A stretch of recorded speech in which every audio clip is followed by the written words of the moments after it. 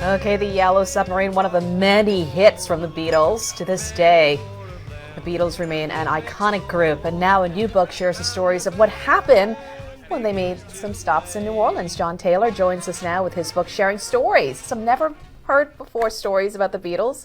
Good morning. John Taylor joins us right now. How are you? I'm fine. How are you? Good. So this obviously is something that most Beatles fans would dream of, to be able to sit down and talk with Paul McCartney. So what period are we talking about, and how did you get to meet him and get all of these stories that's in your book? It was 1975.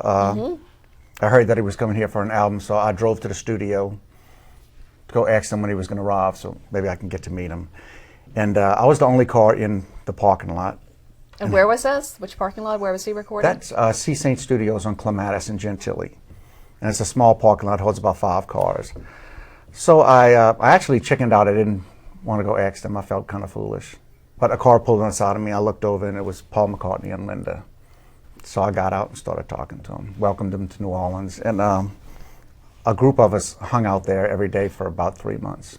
And over that course of 3 months, you have some amazing stories which you collected that you've got. What is the one story that is most appealing to people when you tell them that story with Paul McCartney here in New Orleans? I just think the fact that he pulled on side of me.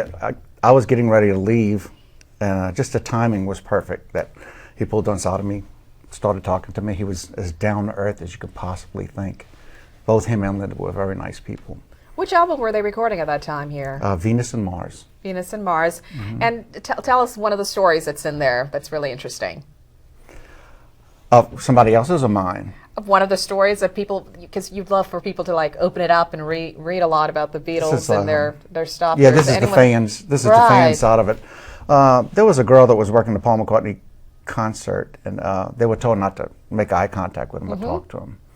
And she was rolling up some wire, and somebody had their foot on the wire, and she said, "Move your foot."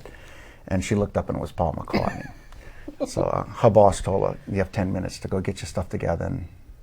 And she was about to lose her job? Yes. And so then she was at the locker, and she got a tap on the shoulder, and it was Paul McCartney. He says, "I got all that straight. It wasn't your fault. I apologize." He says, "You got your job back." And 3 months here, so the book is comprised of your stories and what other stories that are in there? It's mostly the people that are in the UK. I'm one of the only ones in the United States that has pictures and things like that. So it's all people that have seen him in concert, or met John Lennon, or met Ringo, and each Beatle. It's a fun book. It's a fun book to read. And Linda McCartney and Paul, were you able to keep in contact in any way after they left here for those 3 months? No, that was a rare thing, and no, I haven't been in contact with him. And where can people get the book? It's only if they get on Facebook, you can go to it's Dean. Let me see something. I'm sorry. We can put it on a link for people. We can put it on for later on if they like to get it's available in Liverpool. I mean, it's from their hometown. That is great. And it's Dean Johnson Music. And it's called The Beatles and Me. The If you want Beatles to know and Me. a secret. Thank you so much for coming in this morning, John.